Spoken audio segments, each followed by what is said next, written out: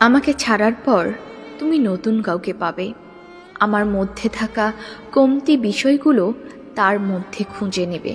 সত্যি বলতে, তুমি প্রথম প্রথম তাকে পেয়ে ভাববে ভালো কাউকে পেয়েছো। প্রথম প্রথম সে অতীত মেনে নিবে। তোমাকে পাওয়া বা ইমপ্রেস করার জন্য যা যা প্রয়োজন সে তার সবটাই করবে। তোমার সব কথা সে মেনে নেবে। শুধু তুমি একবার তার ডাকে সাড়া দিয়ে যখনই তার হয়ে যাবে, তখন বুঝবে একজনকে ছেড়ে যাওয়া কতটা কষ্টের।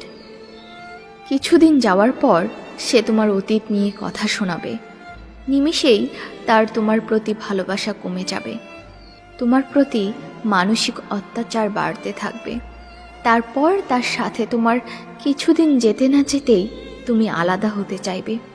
সেদিন তুমি বুঝবে যাকে তুমি ছেড়ে এসেছ তার মতো তোমাকে কেউ ভালোবাসেনি, আর ভালোবাসতেও পারবে না।